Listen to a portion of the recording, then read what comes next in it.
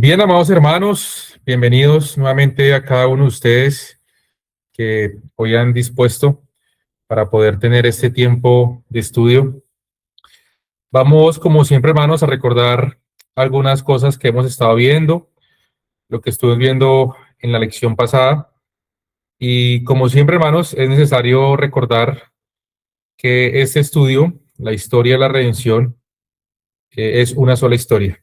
Esa historia de la redención, que es un rescate que debe hacerse a través de un pago y que Dios ha venido revelándonos, como ustedes han podido notar. Ya hoy es la lección número 14 y a medida de que hemos avanzado en las clases, hermanos, ustedes han notado cómo Dios ha venido añadiendo significado redentor, significado que nos muestra cómo es este plan de salvación, este plan de redención en el cual Dios le ha placido incluirnos a nosotros, los pecadores. Y en la última lección, hermanos, quisiera que recordemos juntos algunos aspectos importantes. Bueno, no sin antes hoy mencionar que el título de esta lección número 14, como ustedes ven allí en la presentación, es De camino al Sinaí, el cruce del mar, el pan del cielo y el agua de vida.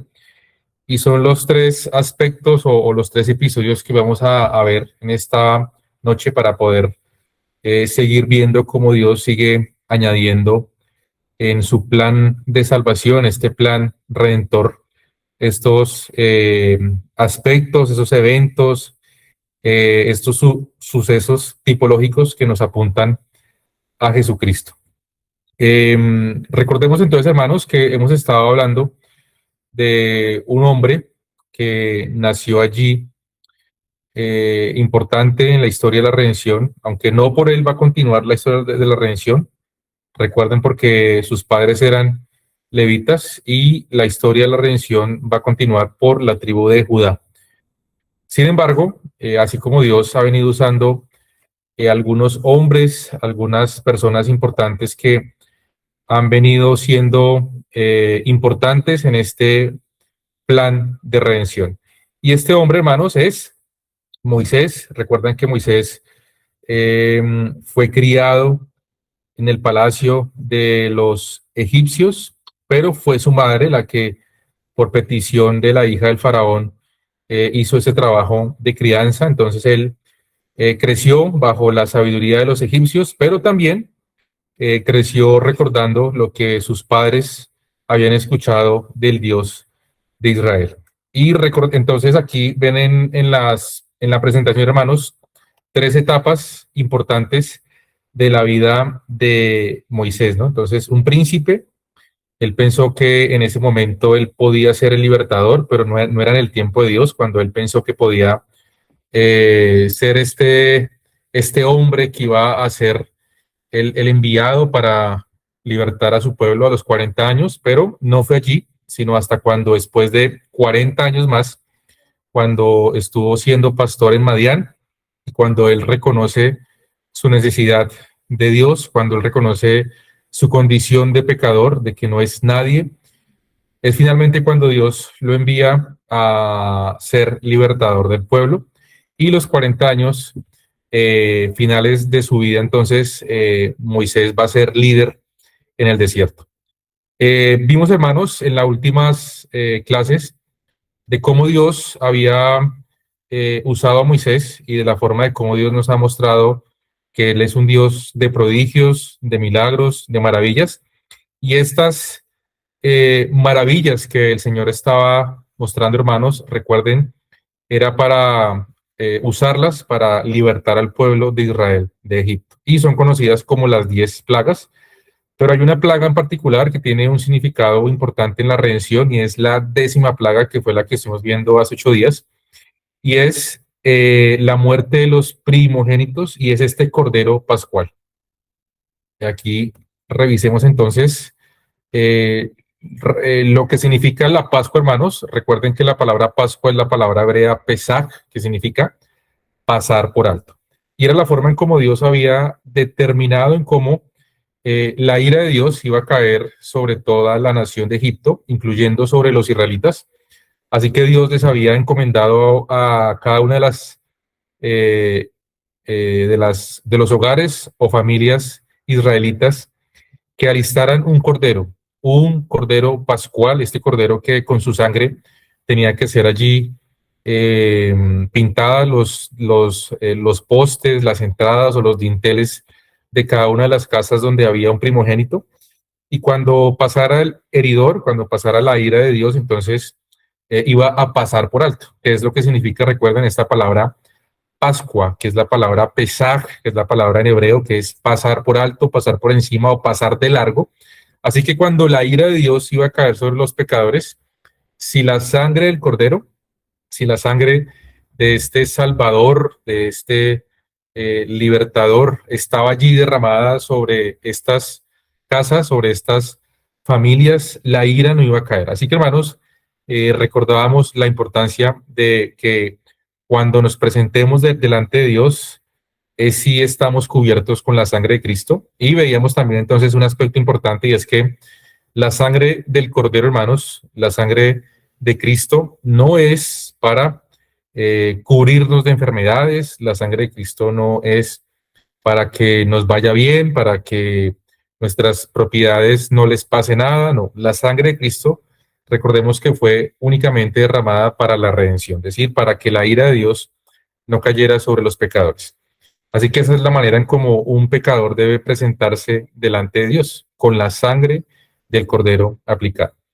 Eh, bueno, ustedes también recordamos, hermanos, que cuando el pueblo sale, después de esta última plaga, que era una plaga tipo corazón, al corazón del faraón, que era este juicio que Dios estaba lanzando contra los dioses egipcios, y particularmente esta décima plaga, que era contra el dios faraón, que era el dios más importante de los egipcios, y Dios entonces estaba destruyendo de manera sistemática la fe de los egipcios y demostrando que Él es el único Dios vivo y verdadero.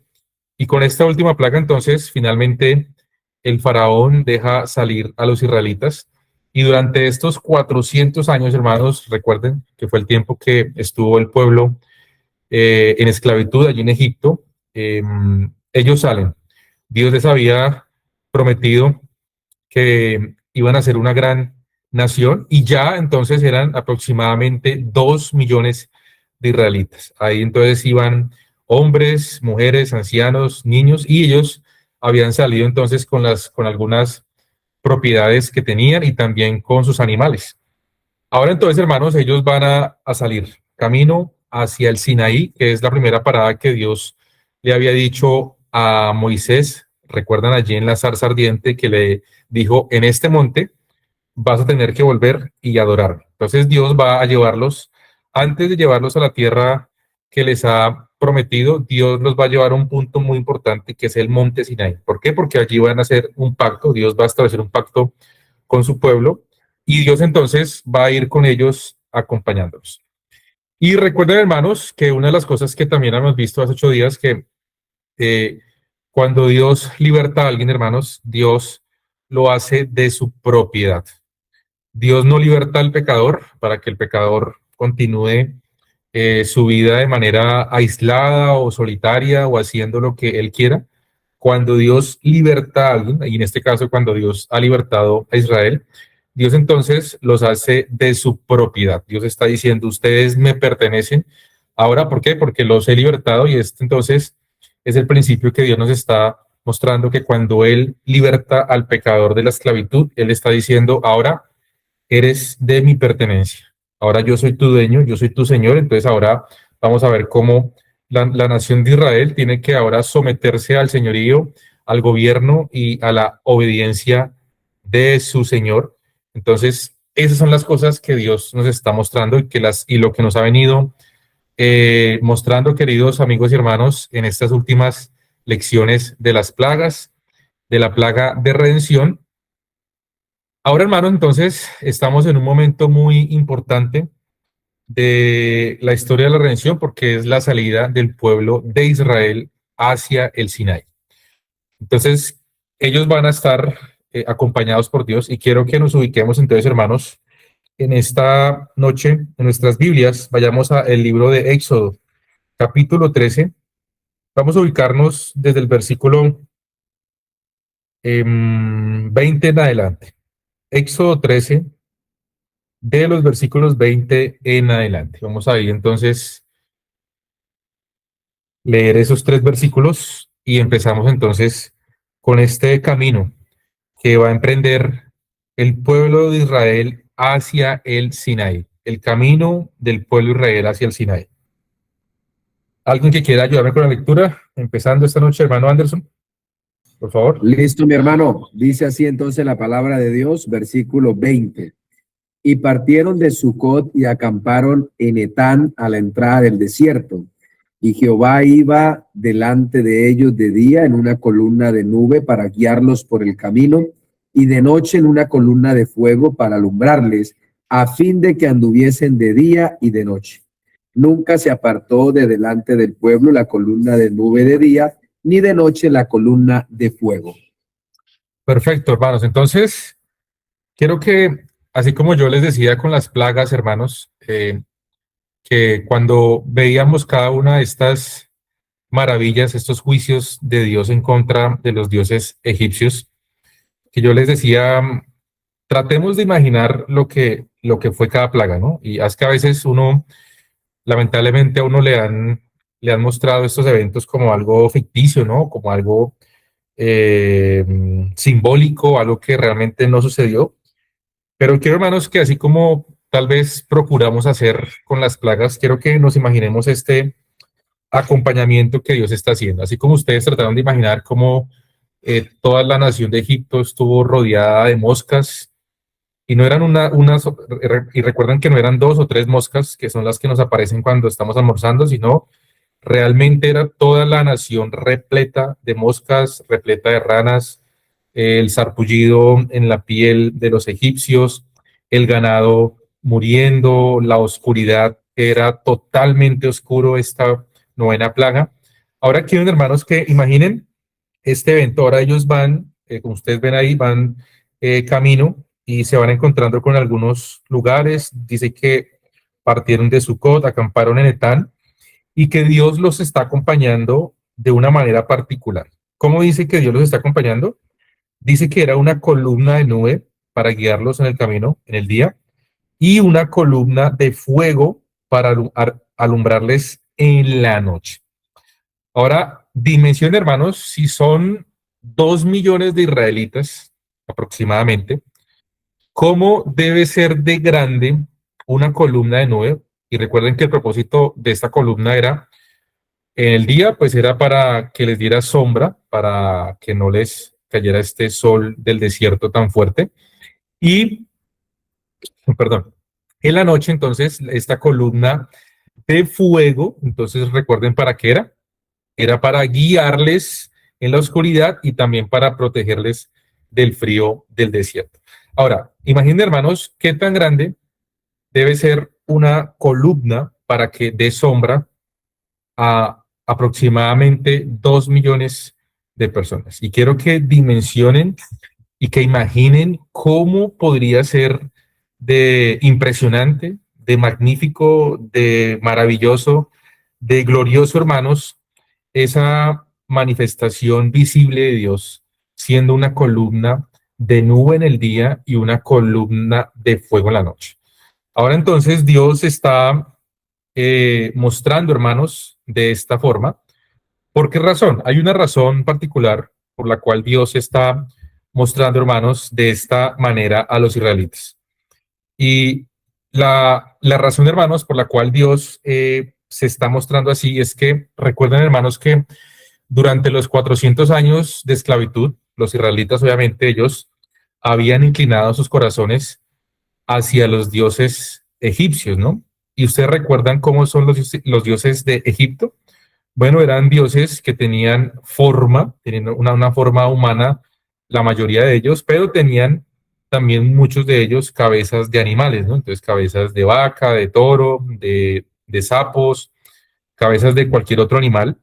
Entonces, hermanos, los israelitas tenían en sus mentes los dioses que habían conocido durante todos estos años. Entonces eran dioses que tenían una forma corporal. Y Dios entonces lo que les está mostrando es que Él es un Dios diferente, Él es el Dios verdadero y nuestro Dios entonces, el Dios de los israelitas, el Dios de nosotros, y el Dios que les está aquí mostrando a los israelitas es que yo no soy un Dios como los dioses que ustedes han conocido durante estos 400 años, porque yo no soy un Dios que tengo forma, yo no soy un Dios de manera corporal. ¿Por qué? Porque Dios es un Dios espiritual. Dios es un Dios espíritu y Él no tiene cuerpo ni forma como, así que entonces la manera en como Dios está mostrando es como una columna en forma de nube. Entonces recuerden que las nubes en cierta manera no tienen forma, ¿no? Tienen diferentes formas, es decir, que no hay una forma establecida como si lo tenían los dioses. Y de igual manera, hermanos, pasa con el fuego. El fuego entonces también, aunque tiene una visibilidad que uno puede identificarlo, pero tampoco, hermanos, tiene una forma física como los dioses que entonces allí adoraban los egipcios y que también los israelitas durante esos años inclinaron sus corazones. Así que, hermanos, vean lo interesante que Dios está aquí entonces empezando a mostrar a los israelitas. Yo soy un Dios diferente. Yo no soy un Dios como al Dios que ustedes están, a los dioses que ustedes están acostumbrados con esta forma humana o animal. Y Dios entonces está manifestándose en esta manera, está mostrándose. Esto es lo que llamaríamos, hermanos, una teofanía, una manifestación visible de Dios. Entonces, Dios, hermanos, recuerden que Dios no tiene cuerpo. Dios, eso ya lo aprendimos desde las primeras clases, pero es bueno recordar, hermanos, que Dios es espíritu. Entonces, Dios no tiene cuerpo humano como nosotros. Dios no tiene ninguna forma, sino que estas son manifestaciones visibles de Dios y es lo que conocemos como teofanías. Hermanos, vamos viendo cómo Dios se sigue mostrando y cómo Él sigue enseñándonos de manera didáctica muchas cosas, así como también le estaba enseñando al pueblo de Israel de que Él es el Dios verdadero. Avancemos, hermanos, ahí más adelante, Éxodo 14, vamos a ubicarnos entonces del 5 al 7. Éxodo 14, del 5 al 7. Hermano, entonces hoy vamos a ver 3 episodios importantes que van a pasar antes de que ellos lleguen al monte Sinai. Estos 3 eventos, hermanos, estos 3 episodios nos van a seguir revelando de manera tipológica lo que Dios viene mostrando sobre la historia de la redención. Entonces, Dios va a seguir añadiendo este significado redentor en cada uno de estos episodios que hoy quiero que veamos. Ubiquemos entonces, hermanos, ahí en Éxodo 14, leamos del 5 al 7. Hermano Edwin, ¿está por ahí para que lea? Listo, profe. 14 del 5 al 7. Sí, por favor. Y fue dado aviso al rey de Egipto que el pueblo huía, y el corazón de Faraón y de sus siervos se volvió contra el pueblo. Y dijeron: ¿cómo hemos hecho esto de haber dejado ir a Israel para que no nos sirva? Y unció su carro y tomó consigo su pueblo. Y tomó 600 carros escogidos y todos los carros de Egipto y los capitanes sobre ellos. Muy bien, entonces, hermanos, recuerden que el faraón había sido, el corazón de él había sido endurecido durante todas las plagas y es hasta la 10ª plaga entonces que el faraón decide dejar salir a los israelitas. Ahora que los deja salir, es como si él reaccionara. ¿Y cuáles son los pensamientos que podrían haber venido a la mente del faraón? ¿Ustedes qué imaginan? Tal vez el faraón estaría pensando como, no podemos dejarlos ir así como así, porque nuestra mano de obra tan barata que hemos tenido durante 400 años de esclavitud de los israelitas, esto va a afectar considerablemente la economía, la salud, bueno, la sociedad de la nación de Egipto, ¿no? Es probable que el faraón reacciona y también todos los siervos de él, y cuando ven que el pueblo de Israel sale y va camino ya hacia este lugar, entonces El faraón entonces, él percibe que está dejando ir a lo que sería su mano de obra barata, su mano de obra casi gratuita, porque de todas maneras ellos tenían que sustentarlos, pero era lo que estaba tal vez pasando en la mente del faraón y de todos los siervos y todos los líderes de la nación de Egipto. Así que entonces, como acabamos de leer, eh, ¿qué vamos a hacer nosotros? ¿Quién nos va a servir ahora? ¿Quién nos va a ayudar con todo este trabajo de la hechura, de la mano de obra, de los ladrillos y todo lo que nosotros necesitamos aquí en la nación de Egipto? Entonces el faraón reacciona y va ahora camino hacia los israelitas. Entonces dice que 600 carros escogidos y todos los carros de Egipto y los capitanes sobre ellos van a ir entonces detrás de el pueblo de Israel.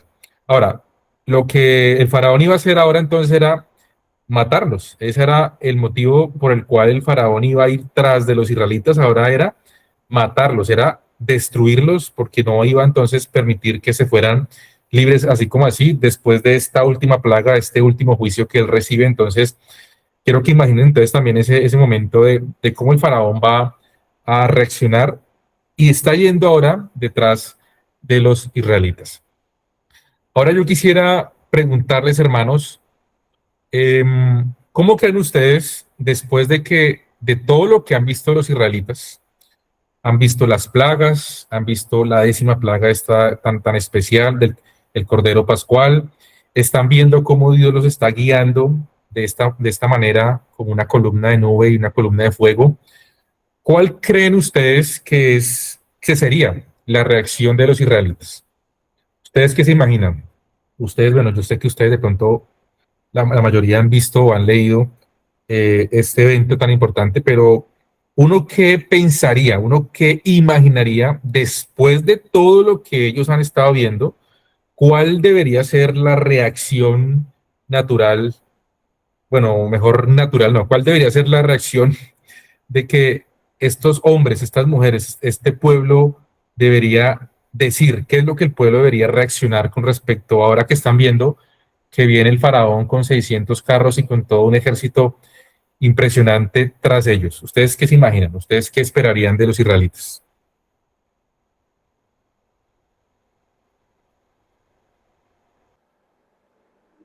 Sí, sintieron temor.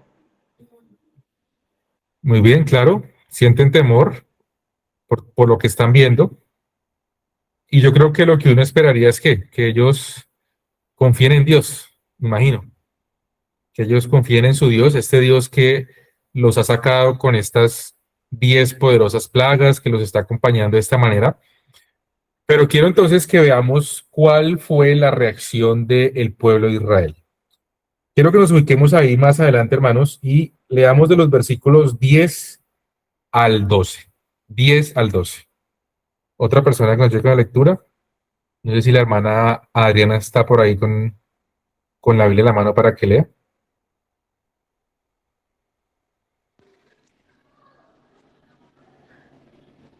Pastor Elías, ¿qué capítulo? Ah, 14 del 10 al 12. Éxodo 14 del 10 al 12. Listo, ahora sí, hermanita Adriana, ¿qué dice del 10 al 12? permítame un momentico, por favor, que es que estoy lavando mis gafas para poder leer, entonces, ¿puedo en la Ah, bueno, próxima, por entonces, favor? Es que bueno, están manchadas, ¿sí? Por favor. tranquila, hermana. Entonces Otra- leo. Sí, sí, Mamaro, porfa. Y cuando Faraón se hubo acercado, los hijos de Israel alzaron sus ojos. Y he aquí que los egipcios venían tras ellos, por lo que los hijos de Israel temieron en gran manera y clamaron a Jehová. Y dijeron a Moisés: ¿no había sepulcros en Egipto que nos has sacado para que murmuramos en el desierto? ¿Por qué has hecho así con nosotros que nos has sacado de Egipto? ¿No es esto lo que te hablábamos en Egipto diciendo: déjanos servir a los egipcios? ¿Por qué mejor no fuera servir a los egipcios que morir nosotros en el desierto? Ahora bien, hermanos, estamos viendo la actitud entonces de desconfianza de los israelitas. ¿Qué es lo que ellos entonces están diciendo? están reclamando a Moisés que para eso fue que lo sacó de Egipto, para morir en el desierto. Nos hubieras dejado allí en Egipto, donde nosotros teníamos un sepulcro seguro, ¿no? Hermanos, quiero que vayan viendo la actitud del pueblo de Israel, del corazón del pueblo de Israel. Es una actitud entonces que es muy parecida a quiénes, pues muy parecida a nosotros, ¿no? A pesar de que estamos viendo todas las bondades, las maravillas y las misericordias de Dios, el pueblo de Israel entonces yo creo que también están ya, su realidad está siendo alterada porque realmente, hermanos, podríamos decir que es mejor estar en Egipto. Yo creo que no. Yo creo que no es mejor estar en Egipto, pero esta desconfianza y esta actitud de los israelitas, todo esto que están pasando, entonces le está alterando la realidad y están pensando que tal vez sea mejor estar en Egipto. Y aquí, hermanos, quiero que recordemos una tipología de lo que estuvimos viendo, y es que decíamos que la condición del pueblo en Egipto es la condición natural de nosotros antes de Cristo. Es decir, que después de que hemos salido de Egipto es cuando hemos creído en Cristo y estamos entonces en este peregrinaje en el desierto, y es lo que sería la vida cristiana hasta llegar a la tierra prometida, que es la eternidad. Pero este punto, hermanos, también es muy particular. Allí donde ellos están en este momento, ellos están ahí entonces, están ahora delante del mar, ¿no? Ustedes recuerdan que ellos están delante del mar, y detrás de ellos entonces viene el ejército de Egipto. En la condición que ellos están en una condición de ¿qué? Una condición de muerte. Sea que se lancen al mar o sea que sean alcanzados por los egipcios, la condición de la nación de Israel, del pueblo de Israel, es una condición de muerte. Es decir, que cualquier opción que tomen, y es lo que nosotros diríamos coloquialmente, están entre la espada y la pared. Cualquier opción que ellos elijan, sean quedarse allí y ser asesinados por los egipcios, o lanzarse o tirarse o lanzarse al mar y morir ahogados. Entonces, hermanos, sea cual sea la opción o sea cual sea lo que ellos decidan, están en una condición de muerte. Entonces, quiero que vayan pensando, hermanos, cómo esta manera nos sigue entonces revelando, hermanos, de manera tipológica la condición del hombre, la condición del pueblo. Si no hay una intervención divina, si no hay una forma en cómo Dios solucione eso, el hombre está muerto. El hombre no puede hacer nada para salvarse, hermanos. ¿Qué podía hacer el pueblo de Israel? Nada. No pueden hacer nada para salvarse. Ellos estaban en una condición de muerte. Cualquiera de las dos formas era morir. Entonces, hermanos, vayan viendo la condición del hombre. El hombre no puede hacer nada para salvarse. El hombre está en una condición de muerte, a menos de que Dios intervenga, a menos de que Dios de manera soberana y la gracia de Dios intervenga, es que el hombre puede ser salvo. Entonces ya quiero que vayamos pensando también esa condición que nos ha venido mostrando Dios del hombre. El hombre, después de la caída, es un pecador. El hombre no puede hacer nada para solucionar el problema del pecado. El hombre necesita de una intervención divina. Dios tiene que solucionar ese problema del pecado. Entonces, hermanos, hemos visto ahora que la condición entonces de los israelitas es una condición de ¿qué? De desconfianza. No confían en el Señor.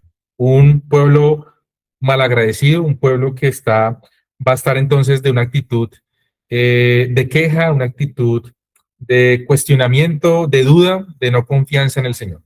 Quiero que leamos ahora el versículo 13 y 14 y veamos la respuesta de Moisés a la queja de los israelitas. Ahora Otra sí. persona que quiera. ¿Ya? 13 y 14. 13 y 14, ok. Dice entonces, y Moisés dijo al pueblo, no temáis, estad firmes, y ved la salvación que Jehová hará hoy con vosotros. Porque los egipcios que hoy habéis visto, nunca más para siempre los verás. Jehová peleará por vosotros, y vosotros estaréis tranquilos. Muy bien, entonces hermanos, estamos viendo una actitud totalmente diferente de Moisés a la actitud del pueblo. Entonces, este hombre está mostrando una confianza plena en el Señor y está confiando en que el Señor va a intervenir. Esa es la confianza de los que creen en el Señor, de los que le creen al Señor, en contraste a la confianza que no está mostrando entonces el pueblo de Israel. Ubiquémonos ahora ahí mismo, leamos el versículo 15 y 16. Otra persona, no sé si esté por ahí, Yura, Hermano Elías, sí, hermanita Maris. ¿puedo leer? Sí, hermanita, lea, por favor. 15 y Entonces Jehová le 16. dijo a Moisés, entonces Jehová dijo a Moisés, ¿por qué clamas a mí? Di a los hijos de Israel que marchen, y tú alza tu vara y extiende tu mano sobre el mar y divídelo, y entre los hijos de Israel por medio del mar en seco. Muy bien, entonces Dios está mandándole a Moisés que alce su vara y que con esa vara golpee o divida el mar. Ahora, hermanos, quiero que presten atención a esa palabra divídelo y divídelo. Esa palabra en hebreo, hermanos, en otras partes de la Biblia es usada como golpear o herir. Entonces quiero que vayan pensando y recordando lo que hemos estado viendo en la historia de la redención. Dios entonces les está diciendo a Moisés que hiera o que golpee el mar y ese mar entonces se va a abrir para que el pueblo de Israel siga marchando y pase en seco. Ahora quiero que sigan pensando, hermanos, que cómo es posible que un mar se abra y o en un lugar donde esté mojado se abra y que ellos puedan pasar en seco. Cualquier lugar que ha estado mojado y un mar, pues va a estar que con barro, va a estar eh, con lodo o va a estar difícil de pasar. Pero entonces, hermanos, vean la magnitud de esta maravilla que el Señor ahora va a hacer, que con el golpe o con la herida que Moisés va a hacer con su vara, va a abrir entonces este mar y el pueblo de Israel va a pasar en qué, hermanos? En seco, hermanos. Y aquí quiero entonces que recordemos algo que hemos estado viendo, y es que siempre un inocente o siempre alguien inocente debe ser golpeado, debe ser herido, debe ser muerto en lugar de quién? En lugar del pecador. Entonces aquí tenemos este patrón de la redención. En este caso, el mar está siendo herido, el mar está siendo golpeado. ¿Para qué? Para que los pecadores pasen, para que la ira de Dios no caiga sobre los pecadores. Entonces, hermanos, vean lo interesante que aquí Dios nos sigue enseñando y mostrando que para solucionar el problema del pecado, para que no haya muerte, es el mismo Dios quien debe solucionar ese problema. Es el mismo Dios quien debe dar la provisión. Así que Dios está abriendo, hermanos, un camino de vida, un camino de redención en medio donde había muerte, hermanos. Allí en ese lugar había muerte solamente, y Dios entonces está abriendo un camino de vida. Este camino de vida, entonces, ¿qué es lo que Dios nos está mostrando? ¿Para qué? Para que el pueblo de Israel entonces pase y sean libres de la muerte. Así que, hermanos, ustedes saben entonces que la nación de Israel va a pasar por en medio de estas dos columnas que se han abierto de mar, de agua, y está seco, y ellos pasan por allí. Después de que ellos pasen, entonces ustedes saben que Dios vamos a leer eso ahorita, Dios va a cubrir entonces a los egipcios con este mar, hermano. Entonces, hermanos, ¿quién va a decir más adelante, yo soy el camino? Más adelante alguien va a decir, yo soy el camino. Y ese va a ser Cristo, hermanos. Entonces recordemos que Dios lo que está mostrando, que Dios es el que concede el camino. Dios abre el camino. Y más adelante, Cristo, hermanos, eso vamos a verlo cuando lleguemos al nuevo pacto. Cristo va a decir, yo soy el camino. Yo soy el camino. Avancemos, hermanos, ubiquémonos desde los versículos 21 y 22. Ahora sí, Versículos 21 y 22. ahora sí puedo leer, Elías, que no me activaba el micrófono. Vale, Yura, 21 y 22. Luego Moisés extendió la mano sobre el mar, y el Señor abrió un camino a través de las aguas mediante un fuerte viento oriental. El viento sopló durante toda la noche y transformó el lecho del mar en la tierra seca.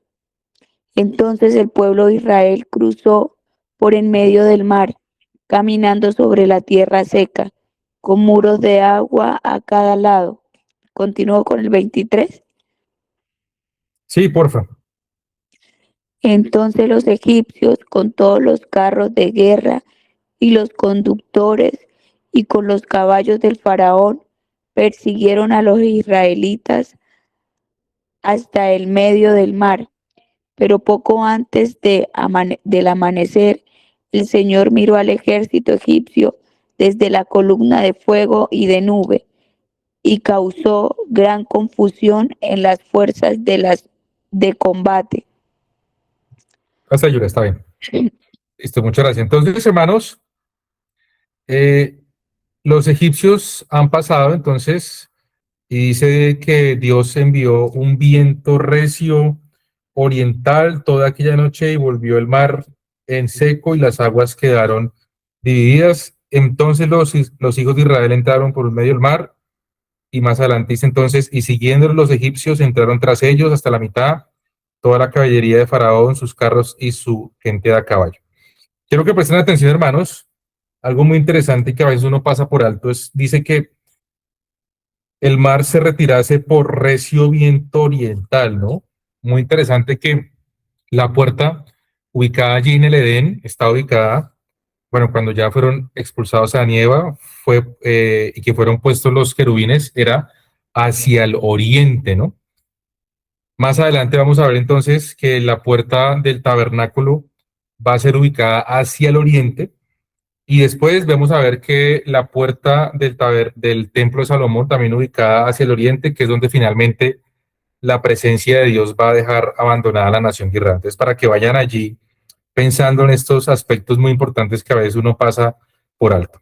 Así que, hermanos, estamos en un evento muy importante y que por lo menos ustedes tienen la oportunidad de buscar en YouTube, hermanos, o en canales de historia, van a ver que los arqueólogos durante todos estos siglos han encontrado lo que serían los corales o las ruedas de los carros de los egipcios, ¿no?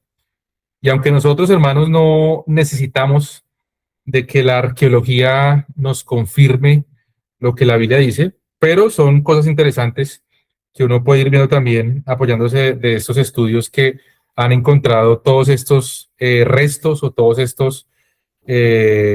estas partes que hacían de los carros de los egipcios y que nuestro Dios ha venido entonces mostrando que Él es el Dios verdadero. Así que, hermanos, Dios ha abierto camino, ha pasado por allí el pueblo de Israel, este camino que Dios ha mostrado que es el camino de vida, el camino de redención. Ahora quiero que nos ubiquemos, hermanos, en el versículo número 31. Hay todavía el capítulo 14. Leo a favor de ustedes, dice, y vio Israel aquel grande hecho que Jehová ejecutó contra los egipcios, y el pueblo temió a Jehová y creyeron a Jehová y a Moisés, su siervo. Aquí en este versículo, hermanos, podemos ver dos cosas, una cosa buena y una cosa mala. Lo bueno es que dice que el pueblo creyó a Jehová, pero lo malo es que esa fe, hermanos, no va a ser una fe genuina, una fe correcta mejor. ¿Por qué? Porque veamos lo que dice el versículo 30, perdón. ¿Por qué habían creído los israelitas? ¿Ustedes por qué creen que ellos habían creído? Bueno, el versículo 30 nos va a decir por qué ellos creyeron. Creyeron porque así salvó Jehová aquel día a Israel de mano de los egipcios, e Israel vio a los egipcios muertos a la orilla del mar. Así que, hermanos, esto es una fe incorrecta. ¿Por qué es una fe incorrecta? Porque ellos creyeron por lo que estaban viendo. Ellos estaban creyendo por el milagro, por las maravillas que estaban viendo y el resultado de esa maravilla era la muerte de los egipcios. Así que, hermanos, eso es una fe basada en lo que se ve, o una fe basada en los milagros o en las cosas buenas, en la salud, y sería una fe incorrecta y una fe temporal, hermanos. Ahora, a qué se parece eso hoy en día? Bueno, es cuando las personas ponen su fe no en lo que oyen, que es la fe correcta, sino en lo que ven.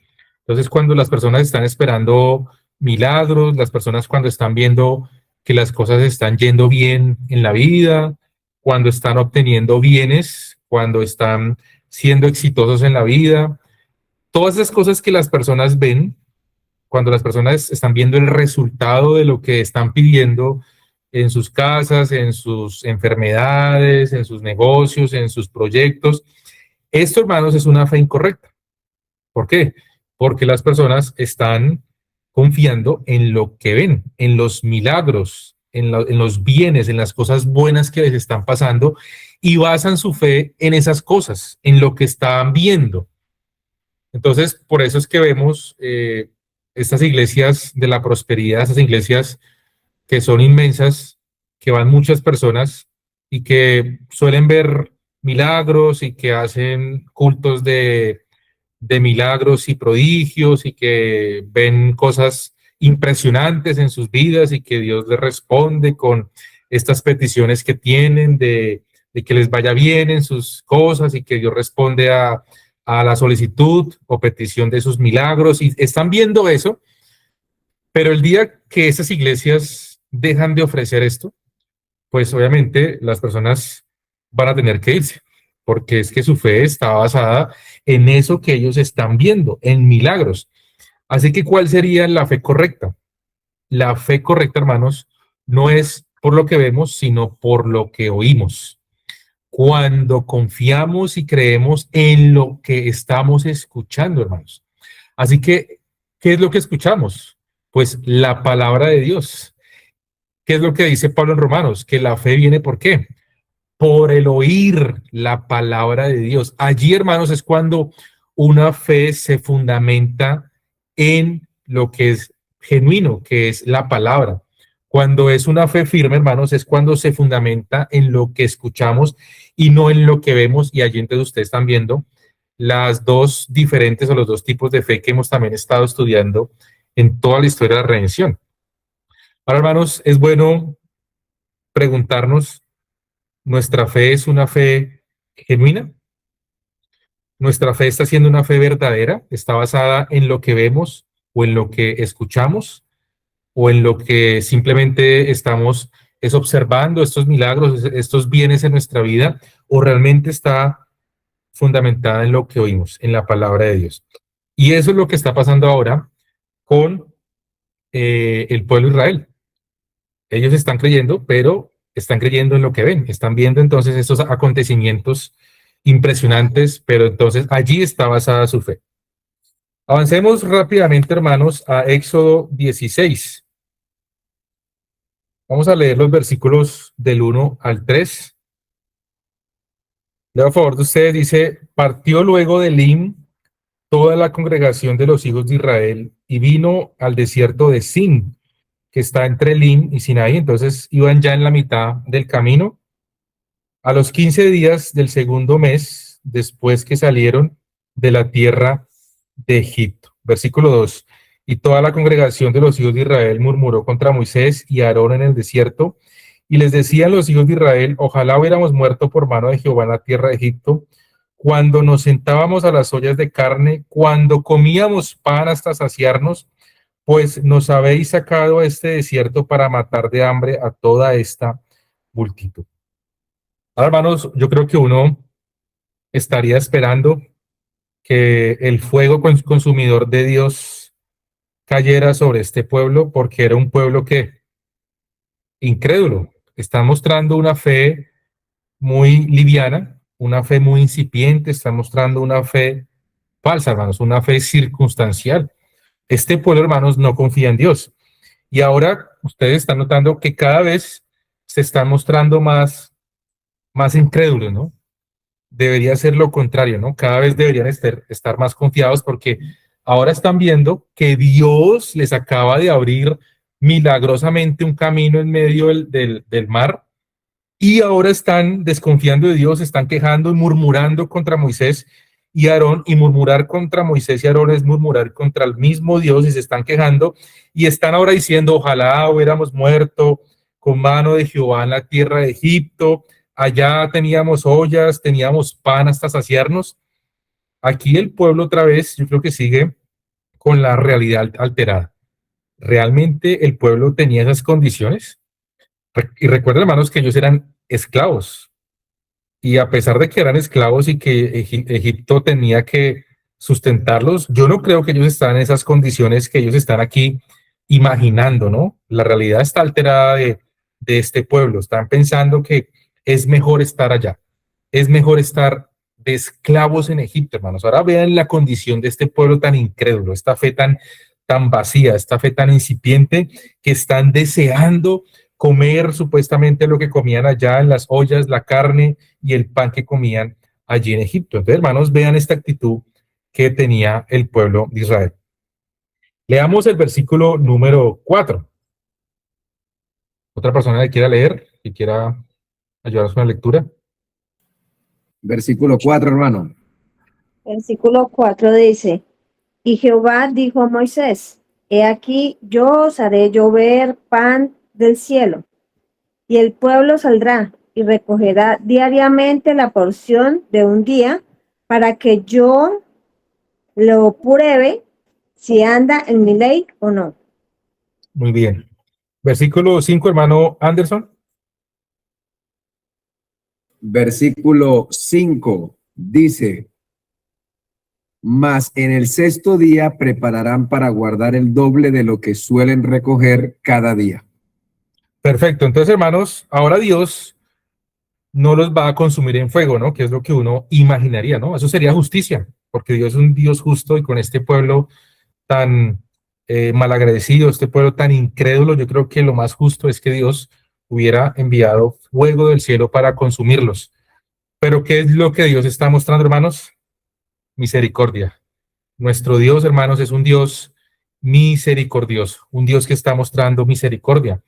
Y recuerden, hermanos, que la misericordia es dar amor a aquel que está en miseria, ¿no? Es dar algo que no merece a aquel que está en una condición de miseria. Es decir, dar amor, ser misericordioso, tener compasión de aquel que se encuentra en una condición de miseria. ¿Sí? Así que el pueblo de Israel está en una condición de miseria y Dios está siendo misericordioso. Dios está mostrando compasión a favor de este pueblo tan desagradecido, tan desconfiado, tan incrédulo. ¿Y Dios qué es lo que va a hacer ahora, hermanos? Dios hace llover, ¿qué? Pan del cielo, hermanos. Pan del cielo. Esto es, hermanos, literalmente pan hecho por Dios. Imagínense cómo sería esto, hermanos. Pan hecho por Dios. No es que Dios les está dando los implementos para que los israelitas preparen el pan, ¿no, hermanos? Ya este pan viene preparado directamente del cielo. Es pan del cielo, pan hecho por Dios para que los israelitas coman. Pero hay dos cosas, hermanos, que Dios les está diciendo, que vemos ahí en el versículo 4 y 5. Primero, le dice que cada día deben recoger la porción para ese día. Es decir, no deben tomar más de lo que van a comer ese día. Es decir, aquí Dios le está pidiendo confianza total en Dios cada día. Ahora, cuando usted y yo hacemos mercado, hermanos, generalmente hacemos un mercado para 15 días, ¿cierto? Para una semana, para un mes. Pero Dios les está diciendo a ellos que deben tomar la porción de cada día. Esto es la confianza diaria, hermanos, en Dios. Debemos confiar diariamente en Dios, hermanos. Cada día Dios provee. Y segundo, hermanos, dice que para el sexto día, es decir, para el día antes del día de reposo, que es el séptimo día, deberían recoger doble porción. ¿Por qué? Porque el séptimo día es día de reposo. Es decir, ese día no deben salir a buscar la provisión, porque ese no es el día para trabajar, ese no es el día para laborar, es el día de reposo, que ya Dios había instituido desde la creación, esta ordenanza de creación del día de reposo, hermano. Entonces vean aquí que hay dos cosas que Dios les está pidiendo al pueblo: la provisión diaria, la confianza diaria. No deben tomar más de lo que van a comer al día. Y segundo, deben guardar doble porción el día sexto, porque el día séptimo es día de reposo. Entonces aquí también vemos el principio importante de guardar correctamente el día de reposo. Así que, hermanos, avancemos entonces hacia el versículo del 11 en adelante. Yo a favor de ustedes, dice el versículo 11: y Jehová habló a Moisés diciendo, yo he oído las murmuraciones de los hijos de Israel. Háblales, diciendo, al caer la tarde comeréis carne, y por la mañana os saciaréis de pan, y sabréis que yo soy Jehová vuestro Dios. Y venida la tarde, versículo 13, subieron codornices que cubrieron el campamento, y por la mañana descendieron rocío en derredor del campamento. Y cuando el rocío cesó de descender, he aquí, entonces aquí es una descripción de cómo era ese pan, hermanos: sobre la faz del desierto una cosa menuda, redonda, menuda como una escarcha sobre la tierra. Y viéndolo, los hijos de Israel se dijeron unos a otros, ¿qué es esto? ¿Qué es esto? Porque no sabían qué era. Entonces Moisés les dijo, es el pan que Jehová os da para comer, hermanos. Nuevamente, hermanos, el pueblo de Israel estaba en una condición ¿de qué? De muerte. Si no tenían hambre, si ya el alimento con el que habían salido de Egipto ya había escaseado, y si no comían, hermanos, estaban en una condición ¿de qué? De muerte, iban a morir. Es decir, que si no conseguían pronto alimento, en un par de días, en unos cuantos días, iban a morir.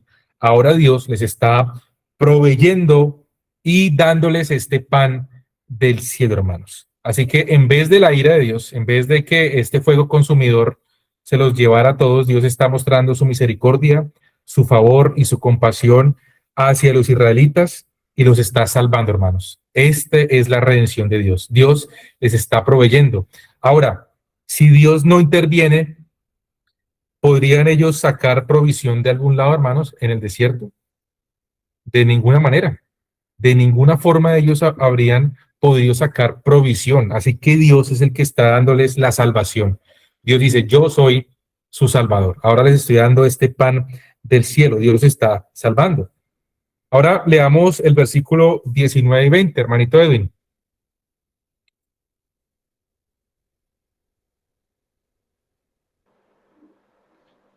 Y les dijo Moisés, ninguno deje nada de ello para mañana. Mas ellos no obedecieron a Moisés, sino que algunos dejaron de ello para otro día, y crió gusanos y hedió, y se enojó contra ellos Moisés. Y lo Así que, recogían cada hermanos, mañana. Okay. no, hasta ahí. Hasta ahí, hermano Edwin. Muchas gracias. 19 y 20. Así que, hermanos, estamos viendo la desconfianza a la palabra de Dios. ¿Dios qué les dijo, hermanos? La provisión diaria. Deben solamente recolectar diariamente lo que necesitan cada día. Y el pueblo entonces desconfían de la palabra de Dios. ¿Y qué era lo que sucedía con esta provisión extra que cogían? Pues ustedes acaban de leer. Esto se dañaba, se podría, se llenaba de gusanos y olía feo. Así que estamos viendo nuevamente la desconfianza del pueblo de Dios.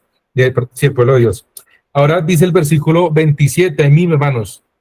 Y aconteció que algunos del pueblo salieron en el séptimo día a recoger y no hallaron. Nuevamente, entonces, ya Dios les dijo, el sexto día recojan doble porción, porque el séptimo es el día de reposo. Ese día no hay que salir a trabajar. Así que ellos desobedecen, hermanos, desobediencia total del pueblo, y salieron a recoger y no hallaron. Así que ese día no hay provisión, hermanos. Ese día lo que se haga no es provisión de Dios. Allí no hay provisión. Más adelante, entonces dice, versículo 31, y la casa de Israel lo llamó maná. ¿Qué es lo que significa? ¿Qué es esto? Esa palabra en hebreo es la palabra man, que significa literalmente ¿qué es esto? Es decir, que esa palabra maná significa ¿qué es esto? Entonces cada vez que ellos comían maná, ellos estaban comiendo ¿qué es esto? Vamos a comer ¿qué es esto? Estamos comiendo ¿qué es esto? Porque eso es lo que significa maná, porque ellos cuando lo vieron no sabían qué era y preguntaron ¿qué es esto? Por allá el salmista en el Salmo 78 nos va a decir que el sabor de ese maná era como trigo. Después lo pueden leer, Salmo 78, 24. Ya para ir concluyendo, hermanos, esta noche, acompáñenme rápidamente a Juan 6, 32. Vayamos rápido al Nuevo Testamento. Juan 6, 32.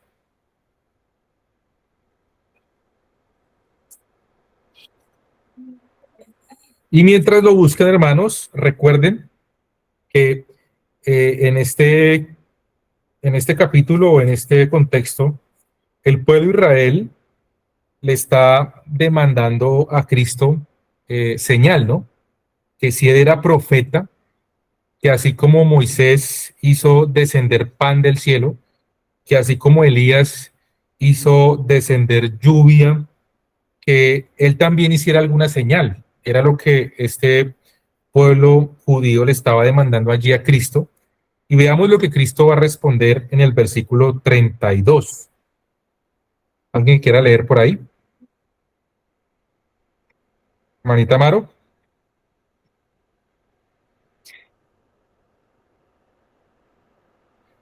Manita Maris. ¿No? Bueno, manita Y Elena. dijo Moisés, esto es lo que Jehová ha mandado, llenad un gomer de No. él y guardad.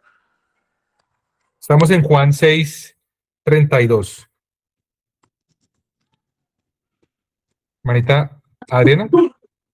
Sí, señor. ¿Qué Dice, dice?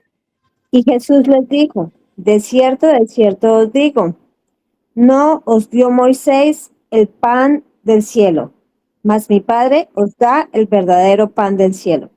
Ok, entonces Dios les está Cristo les está corrigiendo, les está diciendo, ese pan del cielo no se los dio Moisés, es mi Padre que les concede o que les dio este verdadero pan del cielo. Es decir, que en cierta manera, hermanos, ese pan, este maná, aunque tipificaba a Cristo, no era el verdadero pan del cielo.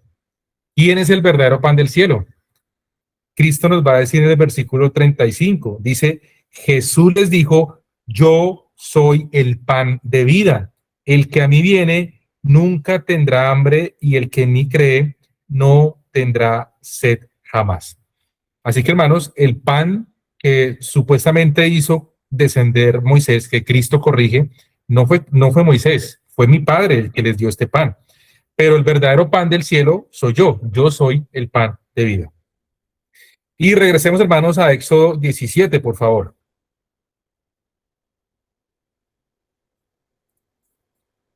Éxodo 17. Vamos a ubicarnos entonces para concluir con el último episodio. Así que, hermanos, hasta aquí hemos visto el camino que Dios abre en medio del mar, que es el camino de vida, el camino de redención.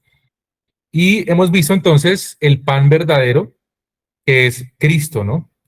Este pan, hermanos, que cayó allí, este maná que cayó allí, era un pan tipológico que apuntaba a Jesucristo. De todas maneras, después de que el pueblo de Israel comía este pan, volvían a tener hambre, pero fue la provisión que Dios les dio para que no murieran, para que tuvieran vida. Y Cristo entonces acaba de decir en el texto que leímos en Juan 6, que Él es el verdadero pan del cielo. Él es el pan que todo aquel que come este pan, es decir, todo aquel que cree genuinamente a Cristo, no tendrá hambre jamás, hermano. Entonces, Cristo es el cumplimiento, ¿no? De todas estas sombras o estas figuras. Cristo es el cumplimiento de todos estos tipos, hermanos. Cristo es el antitipo de todos estos tipos. Ahora veamos el tercer acontecimiento y con este concluimos rápidamente en esta noche, hermanos. Ubiquémonos Éxodo 17 del versículo 1 en adelante. Veo a favor de usted, dice, toda la congregación de los hijos de Israel partió del desierto de Sin por sus jornadas conforme al mandamiento de Jehová y acamparon en Redifín, y no había agua para que el pueblo bebiese. Y altercó el pueblo con Moisés y dijeron, danos agua para que bebamos. Y Moisés les dijo, ¿por qué altercáis conmigo? ¿Por qué tentáis a Jehová? Así que el pueblo tuvo allí sed y murmuró contra Moisés y dijo, ¿por qué nos hiciste subir de Egipto para matarnos de sed a nosotros, a nuestros hijos y a nuestros ganados? Entonces clamó Moisés a Jehová diciendo, ¿qué haré con este pueblo? De aquí a un poco me apedrearán. Y Jehová dijo a Moisés, pasa delante del pueblo y toma contigo los ancianos de Israel, toma también en tu mano tu vara con que golpeaste el río y ven. He aquí que yo estaré delante de ti, allí sobre la peña en Horeb, y golpearás la peña y saldrán de ellas aguas y beberás el pueblo, y beberá el pueblo, y Moisés lo hizo así en presencia de los ancianos de Israel. Así que hermanos, ustedes están notando que la reacción del pueblo cada vez es peor, ¿no? Ahora aquí están reaccionando de una manera mucho más agresiva. Tanto así que Moisés está percibiendo o imaginando, pensando que este pueblo es capaz de apedrearlo. Entonces, imaginen ahora la condición de este pueblo. Una fe otra vez incipiente, una fe infantil, una fe endeble, vacía, frágil. Están ahora cada vez siendo más agresivos, es decir, que su actitud está siendo cada vez peor en contra de la providencia de Dios, en contra de la soberanía de Dios, en contra de la provisión de Dios, en contra de todo lo que Dios les ha venido mostrando. Entonces, es un pueblo que es muy incrédulo, hermanos, muy, muy rebelde, y ahora se está mostrando como un pueblo incrédulo, ¿no? Como un pueblo violento. Quiero que aquí veamos, hermanos, del versículo 5 al 6, hay un aspecto importante que tal vez cuando uno lee, y si a uno no le explican, pues uno no ve lo que allí está pasando.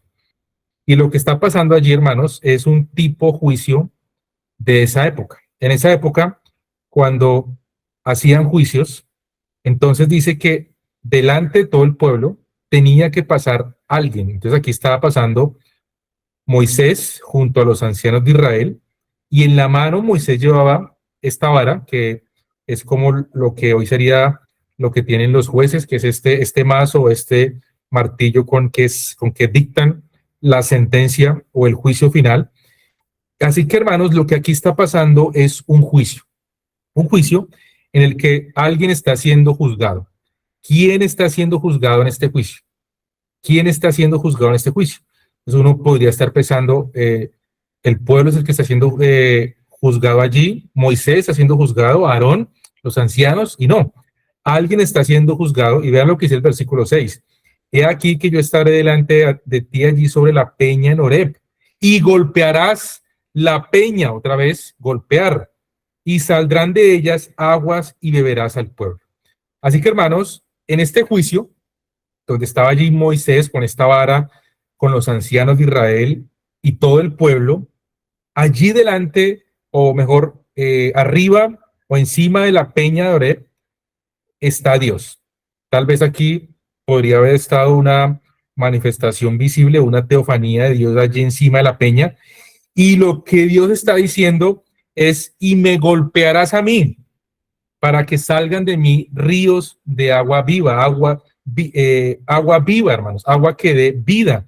Entonces, nuevamente, este patrón de que alguien, el inocente, debe ser golpeado para que dé vida, hermanos. Eso es lo que Dios está allí.